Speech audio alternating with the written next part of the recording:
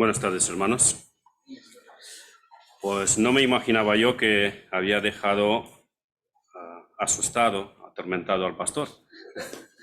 Espero que no será un trauma que tardará mucho en sanarse, sino que pronto lo veremos. Vale.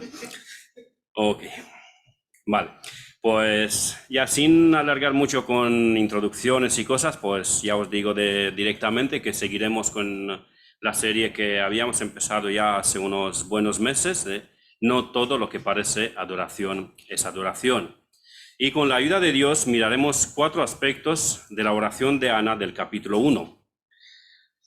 Hace 2 semanas pensaba que dejaría de analizar esos 4 aspectos y que entraría directamente a la segunda oración de Ana registrada en la Biblia, la que está en el capítulo 4. Pero por cómo se han desarrollado los acontecimientos, he entendido que en su providencia, pues a lo mejor el Señor me guía para analizar esos 4 detalles de la oración del capítulo 1. Así que os invito por favor que abrís las Biblias en el mismo texto, el primer libro de Samuel, capítulo 1, y leeremos desde el versículo 1 en adelante. El primer libro de Samuel, capítulo 1.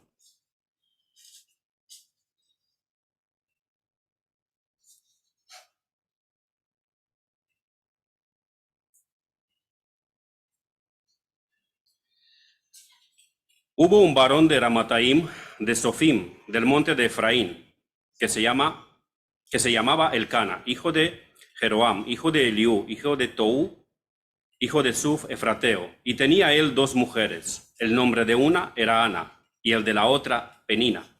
Y Penina tenía hijos, mas Ana no los tenía. Y todos los años aquel varón subía de su ciudad para adorar y para ofrecer sacrificios a Jehová de los ejércitos en Silo, donde estaban 2 hijos de Elí, Ofni y Finés, sacerdotes de Jehová. Y cuando llegaba el día en que Elcana ofrecía sacrificio, daba a Penina su mujer, a todos sus hijos y a todas sus hijas, a cada uno su parte. Pero a Ana daba una parte escogida, porque amaba a Ana, aunque Jehová no le había concedido tener hijos. Y su rival la irritaba, enojándola y entristeciéndola, porque Jehová no le había concedido tener hijos. Así hacía cada año, cuando subía a la casa de Jehová. La irritaba así, por lo cual Ana lloraba y no comía. Y Elcana, su marido, le dijo: Ana, ¿por qué lloras? ¿Por qué no comes? ¿Y por qué está afligido tu corazón? ¿No te soy yo mejor que 10 hijos? Y se levantó Ana después que hubo comido y bebido en Silo, y mientras el sacerdote Elí estaba sentado en una silla junto a un pilar del templo de Jehová, ella con amargura de alma oró a Jehová y lloró abundantemente. E hizo voto diciendo: Jehová de los ejércitos, si te dignares mirar a la aflicción de tu sierva, y te acordares de mí, y no te olvidares de tu sierva, sino que dieres a tu sierva, un hijo varón, yo lo dedicaré a Jehová todos los días de su vida, y no pasará navaja sobre su cabeza. Mientras ella oraba largamente delante de Jehová, Elí estaba observando la boca de ella, pero Ana hablaba en su corazón, y solamente se movían sus labios, y su voz no se oía. Y Elí la tuvo por ebria. Entonces le dijo Elí: ¿Hasta cuándo estarás ebria? Digiere tu vino. Y Ana le respondió diciendo: No, señor mío, yo soy una mujer atribulada de espíritu. No he bebido vino ni sidra, sino que he derramado mi alma delante de Jehová. No tengas a tu sierva por una mujer impía, porque por la magnitud de mis congojas y de mi aflicción he hablado hasta ahora. Elí respondió y dijo: Ve en paz, y el Dios de Israel te otorgue la petición que le has hecho. Y ella dijo: Halle tu sierva gracia delante de tus ojos. Y se fue la mujer por su camino, y comió, y no estuvo más triste. Amén. Vamos a pedir la bendición del Señor sobre su palabra. Y me gustaría, si Quisiera el pastor, por favor, dirigirnos en esa oración de petición por su palabra. Gracias, Padre Celestial, por este privilegio que nos da de la palabra de nosotros. Gracias, Padre, siempre llanita y eficaz en las cortantes de la espada de los tuyos. Confiamos en su eficacia, Señor, y que vas a usar en esta tarde a nuestra hermana para darnos a través de lo que damos. Gracias, Padre. Tú dispones hombres, Señor, que estudien tu palabra y nos enseñen a la iglesia cada día, para que podamos ser cada vez más similares y semejantes a ti. Ayúdanos a crecer espiritualmente para que, gracias, seamos moldeados cada día. Ponemos en tus manos este tiempo, Señor, y que disfrutamos con corazones contentos y invitados para aprender de ti, tu palabra, y que seamos orados. Pedimos, Señor, que el estorbo se ha quitado en esta tarde, que tu Santo Espíritu se mueva con poder y fluya en nuestras vidas y en nuestros corazones para que seguro también esta tarde que nos escucha, tu Santo Espíritu de recompensa de Padre. Gracias, Padre, en el nombre de Jesús. Amén. Los 4 detalles de la oración de Ana que quisiera exponer esta tarde son los siguientes. 1, la duración de la oración de Ana. El segundo, el silencio de la oración de Ana. El tercero, el voto de la oración de Ana. Y el último, el cuarto, el cambio de ánimo de Ana después de orar. El primer punto, ya os lo digo de antemano porque me estoy dando cuenta que os tengo un poquito asustados con el reloj. Os digo ya de antemano que el primer punto es el más largo y solamente el primer punto pues, es incluso más largo que los siguientes 3 juntos. Y ya pues a lo largo de la predicación lo vais a entender por qué con la ayuda del Señor. Así que vamos ya con el primer punto, la duración de la oración de Ana. En el versículo 12 nos está diciendo la palabra así: mientras ella, Ana, mientras ella oraba largamente delante de Jehová, nos quedamos con esa porción. Ana oraba largamente. Y parece que ese aspecto del tiempo llamó la atención a Elí. Y por eso se fijó atentamente en ella. Yo recuerdo, sobre todo mis primeros años como creyente, me quedaba impactado de muchos héroes cristianos, muchos de los cristianos de antaño, que eran famosos por sus tiempos especiales de oración. Y hablo, por ejemplo, de Santiago, el medio hermano de Jesús, que era conocido también como el hermano con rodillas de camello, porque parece que pasaba tanto tiempo en oración, horas y horas diario, que hasta incluso se le deformaron las rodillas y los hermanos le llamaban el hermano con las rodillas de camello. Gracias, hermano.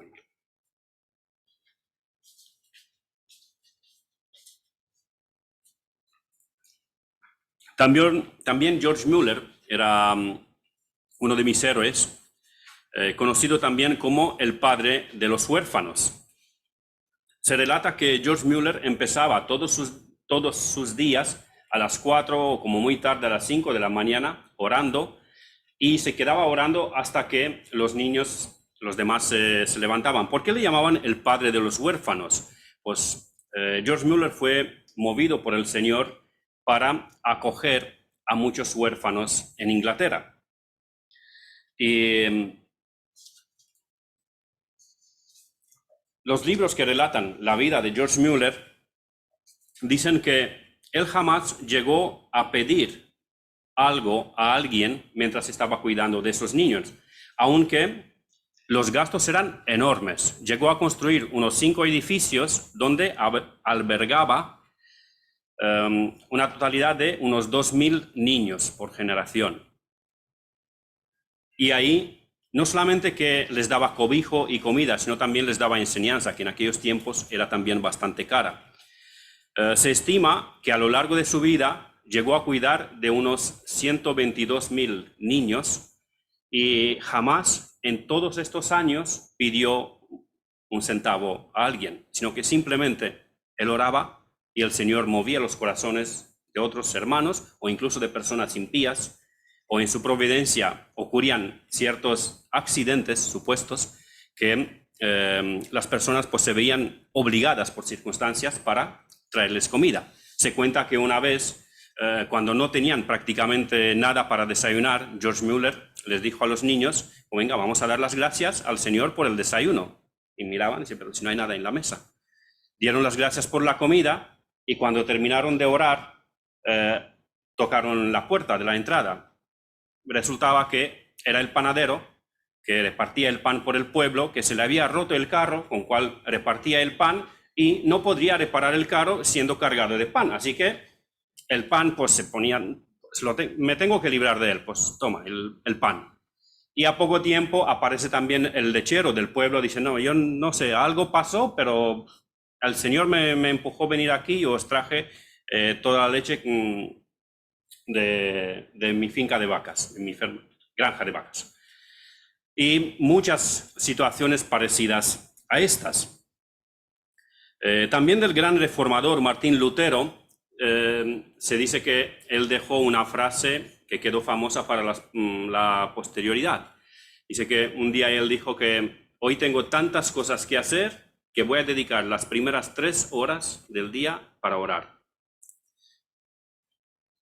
El libro de los Hechos de los Apóstoles relata varios momentos en la vida de la iglesia en que los discípulos de Jesús acostumbraban orar. Y tenemos pues, muchos momentos de estos relatados en la Biblia, en el libro de los Hechos. También en las epístolas, tanto las epístolas de Pablo como las epístolas de Pedro, de Juan, Santiago, contienen muchas exhortaciones que animan a la oración y también muchos ejemplos de oraciones. Una de las exhortaciones para oración, por ejemplo, la encontramos en Primera de Tesalonicenses 5:16, cuando Pablo dice, orad sin cesar. Pero hay una aparente contradicción, una contrarrespuesta a lo largo de la oración, dicha por el mismo Señor Jesús. Y tenemos una afirmación que puede ser un poco que nos llegue a una confusión. En Mateo 23:14, el Señor Jesús se dirige a los escribas y fariseos y les dice así, Mateo 23:14, «Ay de vosotros, escribas y fariseos, hipócritas, porque vosotros devoráis las casas de las viudas y como pretexto hacéis largas oraciones. Por esto recibiréis mayor condenación». O sea que el Señor Jesús está condenando las oraciones largas, pero en Lucas 6:16 leemos que el mismo Señor Jesús pasó la noche entera orando a Dios antes de la elección de los 12 discípulos. Y hay un montón de relatos en cual se nos dice que el Señor se levantaba muy de madrugada y se iba a un lugar desierto o a una montaña para orar. Entonces, ¿qué es lo que está diciendo aquí? ¿Es una contradicción? No. No hay ninguna contradicción, de ninguna manera. No hay contradicción alguna en la Biblia. Estos textos hablan de aspectos diferentes. Cuando el Señor Jesús condena a los escribas y fariseos, es súper evidente que condena la hipocresía religiosa. ¿Por qué digo eso? Pues los escribas y fariseos eran personas impías que se revolcaban en la impiedad y usaban la religión como un pretexto para despojar a las personas necesitadas, a las personas simples, a las personas que no podían defenderse solos, con la excusa de no, esto es para Dios. Tú tienes que darle, os suena, ¿no? Tanto del Evangelio de la Prosperidad como del catolicismo, del ortodoxismo, tú tienes que dar para Dios. Tú sacrifica, tú dame a mí, pero a ellos no les ves como que ellos siguen ese mismo ejemplo.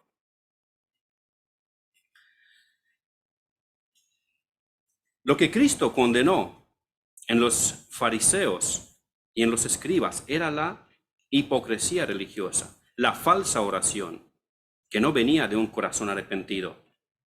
Pero con respecto a la oración, como en todo, Jesucristo es el ejemplo perfecto, tanto en la práctica como también en la enseñanza, como nos exhortó en tantos y tantos pasajes y nos animó a una vida activa de oración. Ahora, como ya creo que ya os habéis acostumbrado, aplico siempre los textos muy directos, de forma muy directa. ¿Y nosotros? Con respecto a esa enseñanza, vemos que Ana oraba largamente. El Señor Jesús pasaba muchísimo tiempo en oración, siendo Dios encarnado. Los cristianos, desde el principio, han pasado siempre tiempos largos en oración. ¿Y nosotros? En este aspecto, yo sospecho que ninguno de nosotros podríamos decir, yo sí oro mucho. Salvo que pensamos, como aquella mujer de cual nos hablaba el pastor en un mensaje anterior, cuando decía que ella sí, aunque de la Biblia conoce muy poquito o casi nada, de orar, ora mucho, porque tiene el ministerio ese de intercesora, ¿no? Era intercesora. Yo creo y espero que nadie aquí piense de esa manera. Más bien que si nos analizamos honestamente, quedamos humillados y avergonzados, porque tan poco tiempo pasamos en la oración. Y me incluyo en esa categoría. Me confesé muchas veces y me sigo confesando culpable de eso. Pero, ¿por qué oramos tan poco? Si nosotros somos cristianos, somos hijos del Altísimo, hemos sido salvos por la gracia de Dios, y ese Dios nos bendice y nos mantiene y nos guarda, nos protege. ¿Y por qué oramos tan poco? Vamos a analizar unas cuantas posibles respuestas a esta pregunta. Una de ellas es que al final no creemos lo que la Biblia dice de nosotros, tanto a cómo éramos antes de ser renovados, como también después de ser renovados. Pensamos que, bueno, éramos pecadores, incluso ahora pues pecamos algunas veces, pero no acabamos de creernos de todo corazón que estábamos muertos en nuestros delitos y pecados, que estábamos ciegos a la belleza de Dios, que estábamos esclavos del pecado, enemigos de Dios. Sí, lo leemos en la Biblia, sí, sabemos que la Biblia dice todo eso de cómo éramos antes de ser restaurados, antes de ser renovados por nuestro Señor. Pero como que, oye, bueno, sí, pero como que no es para tanto. Yo creo que esa mentalidad católico-romana se nos ha quedado en el subconsciente como que en realidad somos buenas personas. No somos tan malos. Si mis compañeros de trabajo y los de la escuela y los vecinos, esos sí que son personas malas. Pero yo, por la gracia de Dios, ya que Dios me ha tocado, pues no soy tan malo. No acabamos de entender nuestra perversidad y pecaminosidad hasta tal punto de exclamar con el mismo apóstol Pablo, miserable de mí, ¿quién me librará de ese cuerpo de muerte? Y esa afirmación Pablo lo hace refiriéndose a su lucha con el pecado siendo cristiano, no antes de ser renovado. Y él dice, miserable de mí, ¿quién me librará de ese cuerpo de muerte? También creo que nos quedamos muy cortos con respecto a entender el alcance y la magnitud de la salvación de Dios. Y hasta cierto punto es normal y entendible porque nosotros siempre hemos vivido una vida aquí en este mundo corrupto y nosotros mismos somos corruptos. No tenemos la idea clara de algo perfecto, algo santo. No hemos visto la majestad de Dios, no hemos visto su belleza, literalmente me refiero, su santidad y poder. Y tampoco hemos visto la manifestación de la santa ira de Dios. Y al no entender muy bien estos conceptos, nos quedamos cortos al entender que Cristo nos salvó de nuestra propia maldad y corrupción. Nos salvó de una condenación eterna. Nos salvó de nosotros mismos, nos salvó de la ira de Dios.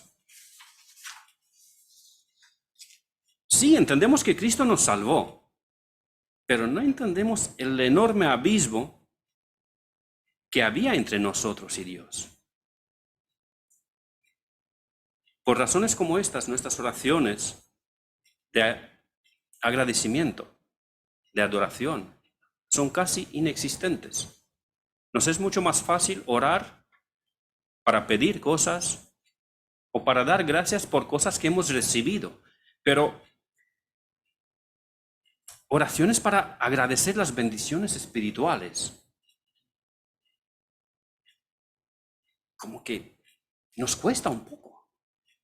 Y si miramos la oración de Pablo, por ejemplo, en Efesios, cuando él da gracias por esas bendiciones espirituales y se demora un montón de tiempo hablando de eso, como que nos quedamos, ¿y de qué hablaba?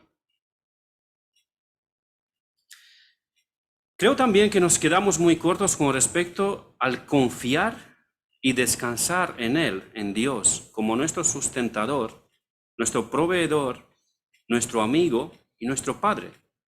Y por eso no venimos ante Él con confianza para presentarle nuestras peticiones. Algunas veces como que, bueno, ¿y le importará a Dios ese asunto? Algunas veces dudamos incluso de la sabiduría de Dios cuando vemos que su providencia no obra en nuestra vida tal como nos hubiera gustado. Nos ocurren cosas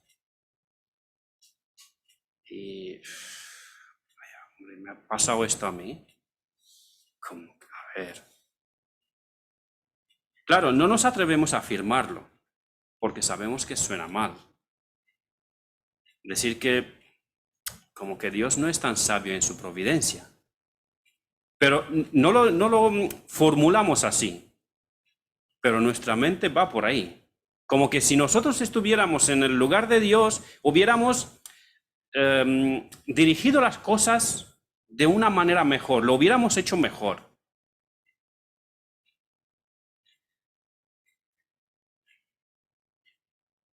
Si no creéis que es así, analizad vuestras reacciones.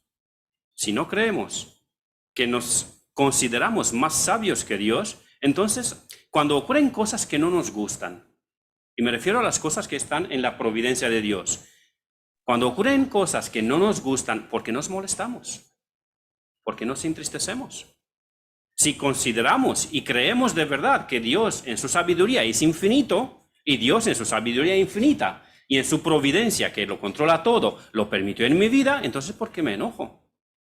¿Por qué me entristezco? ¿Por qué no lo acepto con alegría?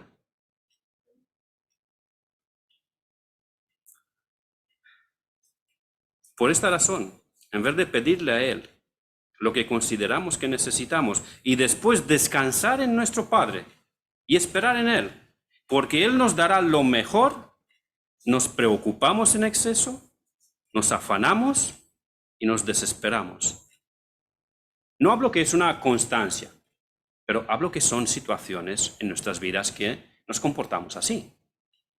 Dudamos también del alcance del poder de Dios y de su soberanía. Claro, afirmamos que creemos que Dios es soberano y que es todopoderoso porque somos cristianos evangélicos, somos bautistas. ¿Pero de verdad lo creemos? ¿De todo corazón? Pensamientos como, os voy a dar unos ejemplos. Seguramente, o muy probablemente, algún compañero os ha preguntado eso. Ajá, si Dios existe y es tan soberano, y el holocausto nazi de la Segunda Guerra Mundial. Si Dios es tan soberano, ¿ahí qué pasó? ¿Y qué pasa ahora en la guerra de Ucrania? ¿Has visto que han caído bombas y han muerto personas cuando estaban comiéndose una pizza? Y si Dios es tan soberano, ¿qué pasa con las violaciones de las mujeres? Que hay tantas y tantas. Hace poco me hablaba mi esposa y mi suegro de que hay una zona en México muy famosa por las desapariciones de mujeres y que luego aparecen los cadáveres. Mujeres violadas y asesinadas. Y es famosa. Aparecen muchísimos cadáveres ahí. No recuerdo el nombre de la zona, de la ciudad. Bueno, gracias. ¿Y qué hacemos con los asesinatos de bebés? Tanto los no nacidos, los que están asesinados en el vientre de su madre, como los otros. ¿Qué hacemos con los asesinatos de los niños, de adultos? ¿Qué hacemos con la trata de blancas, de drogas o de órganos? Si Dios es soberano, ¿qué pasa con eso? Yo creo que Dios es soberano y es todopoderoso. Pero hay momentos en cuales, os confieso, dudo. ¿De verdad? Dios es todopoderoso y es soberano. Otro aspecto, la oración de contemplación. Simplemente quedarnos quietos ante nuestro Señor, escucharle hablarnos y quedar enamorados de Él. Nosotros disfrutar su dulzura, contemplar su belleza, contemplar su majestad. Tristemente creo que muchos de nosotros nos identificamos con un grupo de testigos de Jehová que una vez lo visitaron a Paul Washer. Él contaba que recibió una vez una visita de testigos y cuando tocaron su puerta, vosotros sois cristianos, porque se identifican como cristianos. Pues qué bien, pasad, bienvenidos. Yo también soy cristiano. Wow. ¿Verdad, hermanos, que es tan precioso estar en esos momentos de comunión con el Señor, en la oración, cuando uno toma la Biblia y lee y oye la voz de Dios y se deleita en la presencia de Dios y siente su ternura y su amor de Padre y cómo nos mima, cómo nos consuela, cómo nos abraza a Dios? Y por eso pues le está detallando ahí a los testigos y de las bendiciones de la comunión con el Señor. Y se da cuenta que estos le miraban. ¿Y de qué está hablando? Yo creo que a nosotros también nos pasa eso.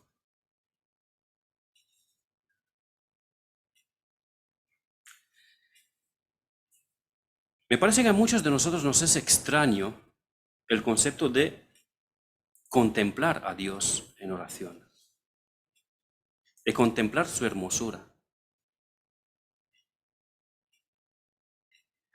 Somos parte de la iglesia de Cristo, que es su novia. Y la Biblia habla de una relación, de un amor muy profundo entre el novio y la novia, espiritualmente hablando, en este caso. Como que muchas veces no parecemos muy enamorados de Cristo.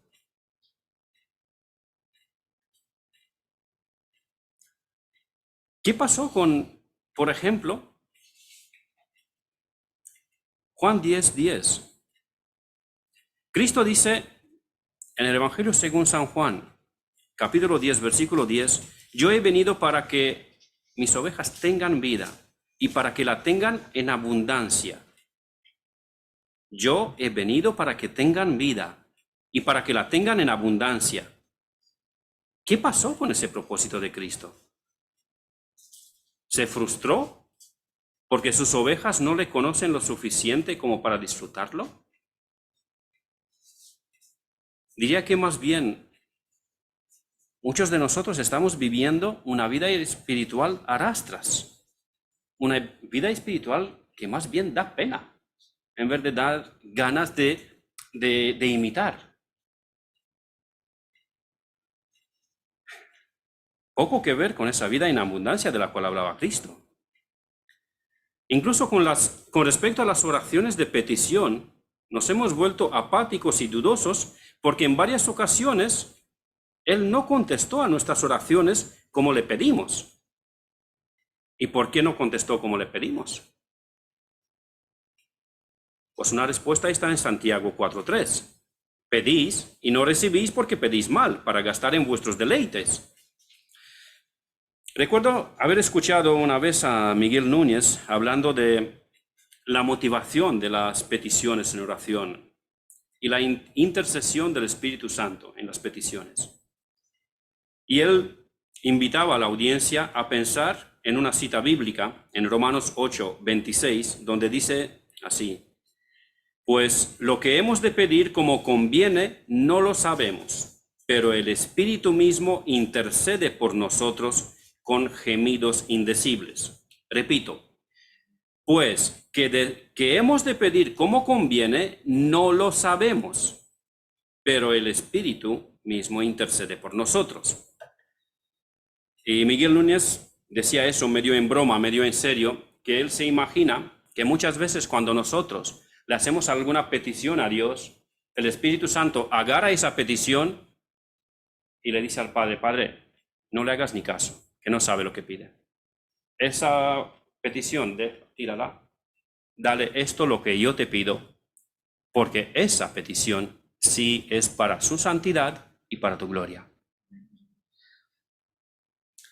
Hemos visto todas esas posibles explicaciones a la pregunta ¿por qué oramos poco? Y repito, yo me estoy incluyendo en el grupo de los cristianos que oran poco. No penséis que me considero mejor. Lo confieso y me avergüenzo de ello. ¿Cuál es tu caso? Ojalá tú seas mejor que yo en eso. Pasamos ya al punto 2. El silencio de la oración de Ana. El texto bíblico nos dice que Ana oraba largamente.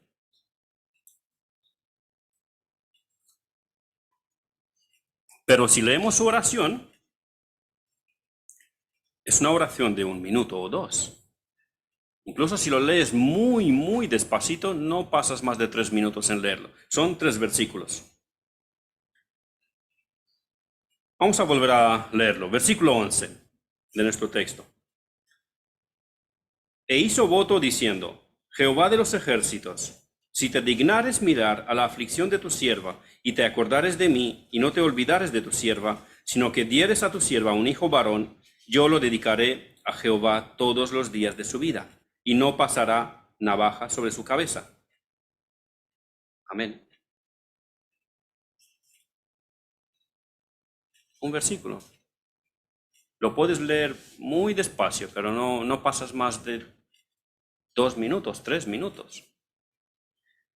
Pero dice que oraba largamente. Y me estoy preguntando si la oración de Ana incluyó muchas más palabras, aparte de estas que están escritas, o simplemente Ana oró esta oración y luego simplemente se quedó en la presencia de Dios, disfrutando en la presencia de Dios, descansando, que una vez ella ya le entregó su petición y ahora simplemente disfrutar de la presencia de Dios.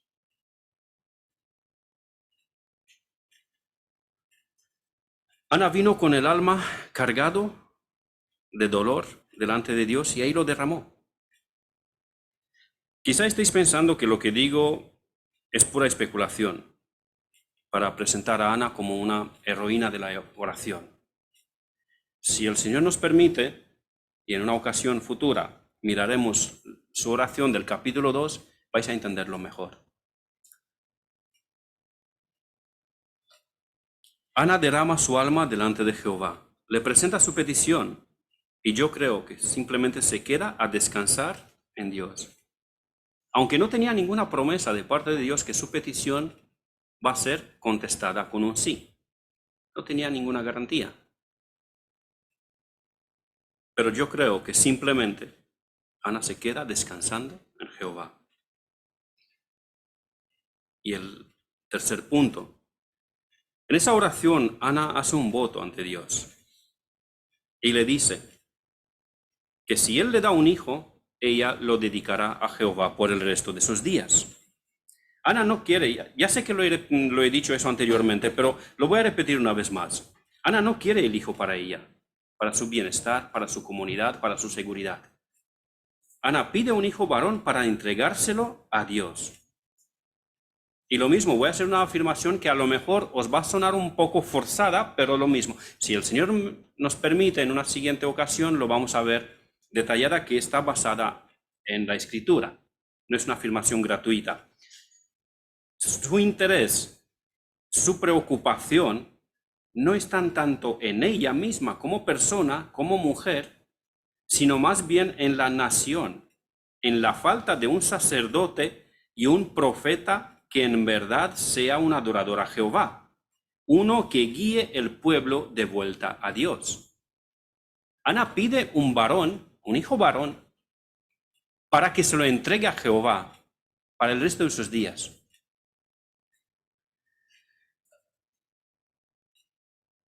Señor, si tú me das un hijo, yo te lo entregaré a ti.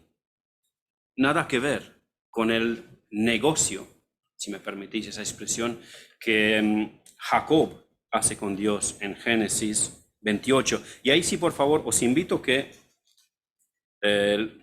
busquéis Génesis capítulo 28, versículo 20 al 22. Génesis 28, versículo 20 al 22.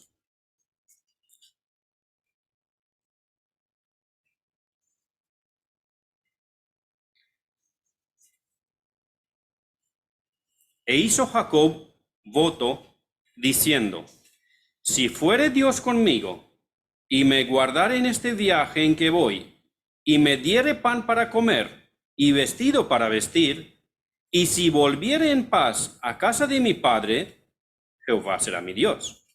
Y esta piedra que he puesto por señal será casa de Dios. Y de todo lo que me dieres, el diezmo apartaré para ti.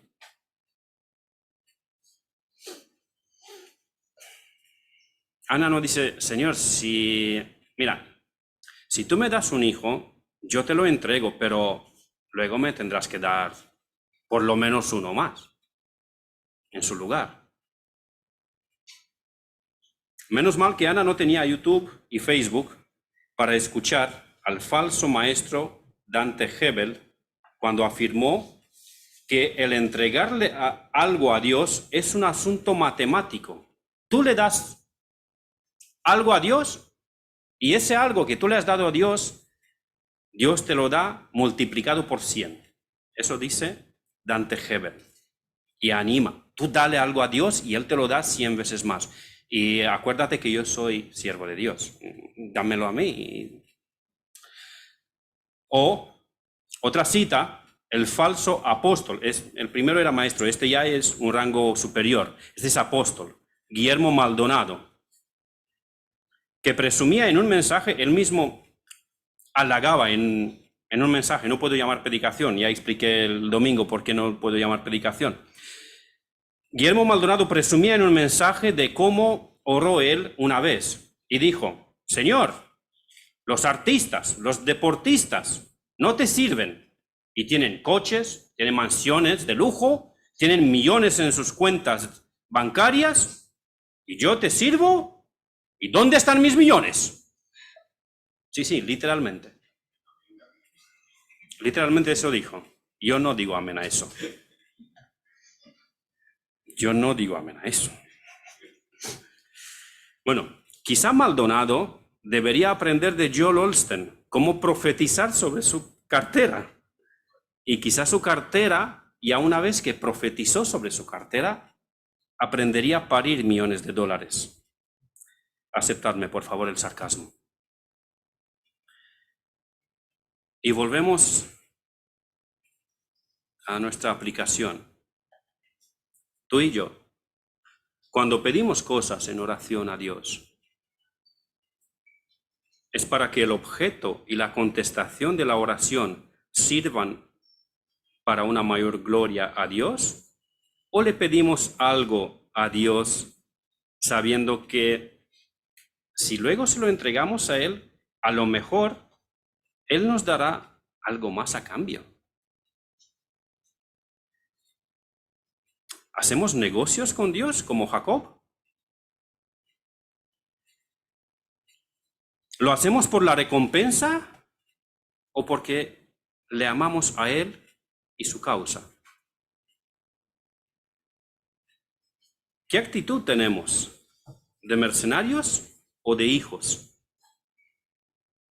Los mercenarios hacen lo que hacen y algunas veces lo hacen mejor que los hijos, pero lo hacen por la paga. Los hijos lo hacen por agradar y por honrar y porque aman a sus padres. ¿Y cuando no hay recompensa? ¿Cómo reaccionamos? Llegamos ya al punto 4 con esto. El último de esta predicación, que es sobre el cambio de ánimo, el cambio de actitud en Ana después de haber orado. De hecho, los puntos de esta predicación se entremezclan y me ha sido difícil poner el límite entre un punto y otro, porque se entremezclan y se explican uno al otro, se aplican uno al otro. Ana vino al tabernáculo de reunión de Jehová, vino triste, preocupada y abatida. Pero una vez que oró a Jehová, una vez que soltó su carga, en el último versículo que hemos leído de nuestro texto, el versículo 18, nos dice cómo terminó.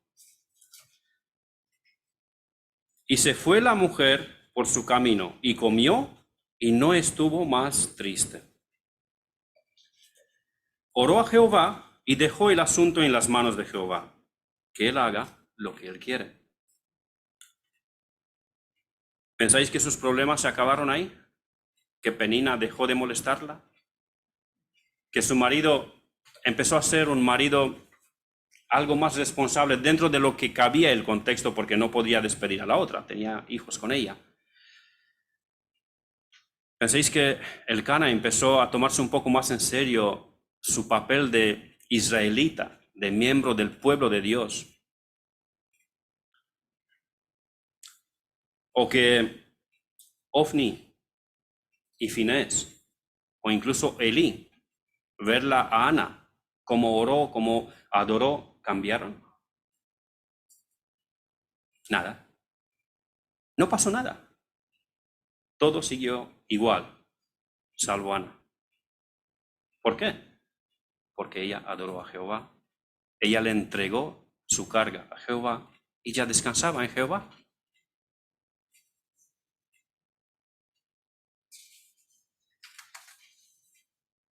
Tristemente, ni Penina, ni Elcana, ni Ofni, ni Finés, ni Elí no aprovecharon el testimonio que Ana dio con su oración, con su modo de adorar a Jehová, con su modo de descansar luego en Jehová, aunque las circunstancias no cambian. Y ese testimonio, en vez de servirles a ellos de bendición, les ha servido de condenación. Ellos siguieron con la apariencia. Y nosotros ya hemos aprendido de sobra que la apariencia no sirve porque no todo lo que parece adoración es adoración. Me estoy preguntando si esta serie de predicaciones sobre la apariencia en la adoración a nosotros nos servirá realmente para arrepentirnos y buscar de Dios? ¿O simplemente tendremos una reacción emotiva por unos minutos, o quizá unas horas, un día o dos, y luego seguirá todo igual que antes?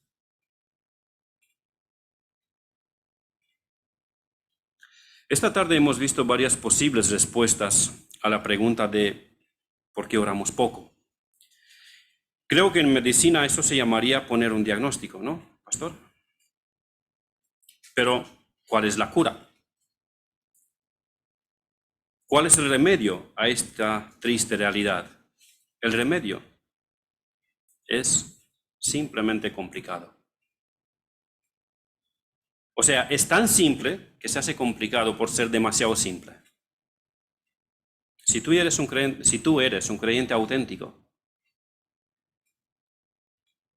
un hijo de Dios adoptado por su gracia, simplemente arrepiéntete, porque te has estado entreteniendo con niñeces de este mundo en vez de tratar de conocer a tu Padre Celestial y disfrutar de su compañía y comunión.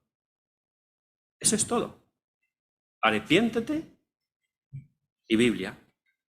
Biblia leída, Biblia meditada, Biblia predicada, Biblia explicada. Si yo y tú nos arrepentimos de nuestra apatía espiritual y buscamos a Dios en su palabra, sí va a haber cambio. Pero si no, no va a haber ningún cambio. Vamos a seguir igual.